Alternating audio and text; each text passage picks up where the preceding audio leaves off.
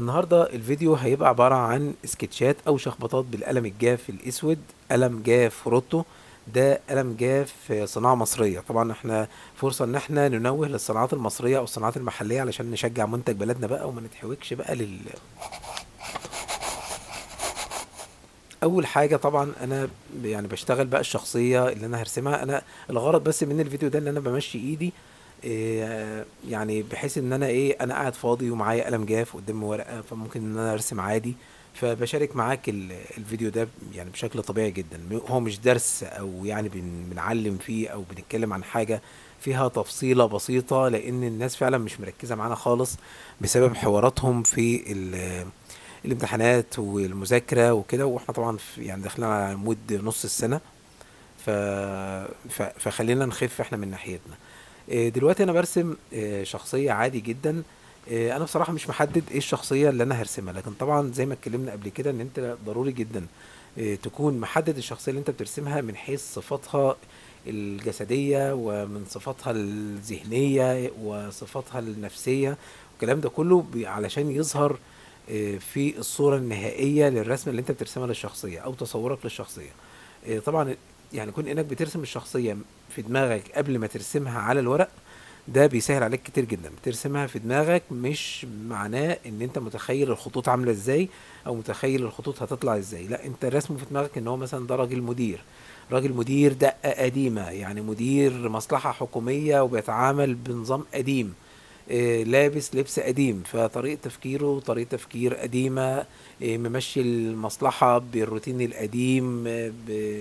يعني فاهم انت؟ يعني عيش بقى، يعني انت كأنك مثلا بتتكلم عن استاذ عبد الحفيظ، فعمال تتكلم عن استاذ عبد الحفيظ، بتوصف كل حاجة فيه. كل صفة انت بتوصفها فيه قادر ان انت بتطلعها في الخطوط بتاعته. اذا كان بقى لابس نظارة مثلا، اذا كان عامل شعره على الجنب مثلا بطريقة قديمة شوية، شنبه بطريقة قديمة شوية. ده مثلا مدير مصلحة الشهر العقاري مثلا، أي حاجة يعني. تمام. شخصية موظفة كانت بتخلص لك ورق مثلا في مصلحة ما. فيعني كل الحاجات دي، طب الحاجات دي كلها انت هتجيبها منين؟ انت علشان ترسم شخصية في دماغك علشان تنفذها، هتجيبها منين؟ ما انت هتجيبها من إيه انك دايما وانت قاعد في اي مكان انت بتلقط الشخصيات اللي حواليك. يعني لو عاوز تعمل حتى ملف عندك كده تكتب فيه اسامي الشخصيات، او مش لازم اسمها يعني محمد واحمد وسمير والكلام ده، لا، يعني اللي هو إيه اسم الشخصيه؟ والله شخصيه موظف، الموظف ده بقى صفاته كذا كذا كذا كذا. وهتلاقي له طريقه مشيه معينه، هتلاقي له طريقه لبس معينه، طريقه كلام معينه. ده هيفرق معاك جدا وانت بترسم الشخصيه. طيب هيفيدني انا في ايه؟ هيفيدني انا بايه وانا برسم؟ هل وانا برسم سكتشات كده وخلاص يعني ارسم بقى مثلا شخصيه معينه انا قابلتها النهارده، وليكن عامل النظافه، وليكن الراجل السباك اللي جه عمل لي حاجه النهارده في البيت. لا، انت طبعا مهم جدا ان انت تبقى ملاحظتك قويه جدا ولماح. يعني مهم تكون لماح ويكون يعني بتسجل في دماغك السمات الشخصية. كنا اتكلمنا قبل كده في فيديو عن السمات الشخصية والسمات النفسية للشخصية، ازاي دي بتظهر على رسم الجسم. ازاي خطوطك بتتأثر جدا ببناء الشخصية اللي هو المعنوي، مش اللي هو الشكل المادي الملحوظ اللي قدامنا. آه، يعني دي حاجة مهمة قوي. ليه؟ علشان لو انت مثلا بترسم قصة معينة، قصة مصورة، فالقصة دي بيبقى فيها شخصيات، محدش هيقولك الشخصيات دي بتترسم ازاي، او انت مش هتنقلها اكيد يعني. فهيقولك مثلا والله في شخصية ولد اسمه رضا. ولد ده كان مش عارف لعيب كورة، بس هو كان تخين شوية، فما كانش الأندية بتقبل بيه لأنه هو ما كانش ملتزم بتاع ده بنظام غذائي، ولا كان مهتم بنفسه، وشايف نفسه لعيب ويستحق انه يلعب في كأس العالم حتى وينضم للمنتخب وكل حاجة. تمام. ممكن انت بقى ترسم يعني شخصية لعيب كورة يكون كده لابس لبس كورة، بس جسمه مبقاش كروي قوي. يبقى ملامحه فيها ثقة، لان هو مش يعني مش معترف ان هو عنده مشكلة، فالملامح بتبين ان عنده ثقة. تمام.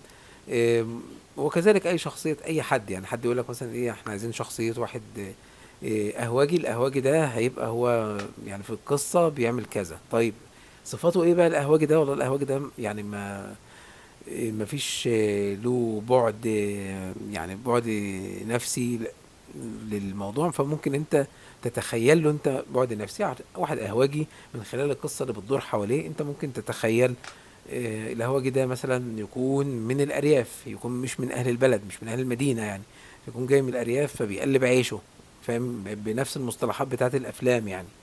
فالحاجات دي كلها بتفرق معاك، وكل الحاجات دي انت مش هتجيبها غير من الشارع، مش هتجيبها من غير من الشارع. وفي نفس الوقت مش هجيبها غير من الناس، يعني مش هينفع تقفل على نفسك علشان انا دلوقتي بفكر، انا دلوقتي بكريت في دماغي شخصية وفي شوية شخصيات انا عاوز اوصل لهم. لا، دي هتجيبها من الناس. شخصية الدكتور هتستحضر على طول شخصية دكتور انت كنت رحت له وبيتكلم بطريقة معينة، وطريقة لبسه بطريقة معينة. وحتى في بعض الشخصيات في حياتنا بتلاقي آه، طريقة لبسهم مشتركة، يعني شبه بعض، تحس ان طب انتوا اتفقتوا ازاي ان انتوا تلبسوا بنفس الطريقة دي بنفس الستايل ده؟ مع ان ممكن يكون واحد في مدينة والتاني في مدينة تانية خالص وما يعرفوش بعض وعمرهم ما شافوا بعض، بس لمجرد ان الاتنين في نفس الكارير او في نفس الحالة، يعني سواء بقى سواء نفس الشغل، سواء نفس متجوز مثلا او في سن الاربعين او في سن الخمسين، بتلاقي ليه سمات معينة كده بتلاقيها بتنطبق على ناس كتير. تمام. وبتلاقيهم في مختلف الاماكن. انت طبعا بتكون عندك يعني اهم ما يميز كل شخصية، ولو حابب ان انت تدونهم عندك بحيث ان انت يبقى عندك كده زي ارشيف للشخصيات اللي بتقابلها، يعني هتفرق معاك جدا. يفرق معاك جدا لو انت بترسم شخصية واحد غلبان او عامل غلبان، تخليه مثلا مهوش هو غلبان فلازم يكون لبسه متواضع شويه، فما يبقاش ايه لابس، يبقى انت ايه مفتون قوي برسم البدله مثلا، او رسم البدله بتاعت الناس الهاي لايف مثلا، فانت مفتون قوي بالحته دي ومبسوط ان انت بتعرف ترسمها، فتروح ملبسها للشخصيه الغلط، فيبقى انت كده يعني ما عملتش حاجه. يعني انا لما ابص والاقي انت راسم بدله جامده جدا بس يعني الشخص الغلط، انت توهتني عن القصه اللي انت بترسمها، لان هو اكيد في غرض معين بقى من الحدوته دي اللي هي اللي انت عاملها دي، ان واحد غلبان لابس بدله فخمه جدا، فخرجتني بره الموضوع يعني، فاهم؟ فانت كده بالبدله بتاعتك دي خرجتني بره الموضوع. ممكن بقى ترسم بقى اي طيور مثلا، يعني مش عارف ايه اللي يطلع الرسمه دي معايا كده، النسر.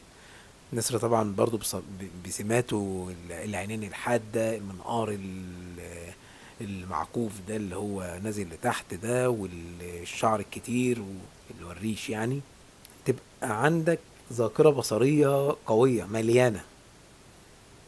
وده قلم روتو علشان بس يبقى مش اعلان، بس بنشجعك علشان تشجع منتجات بلدك.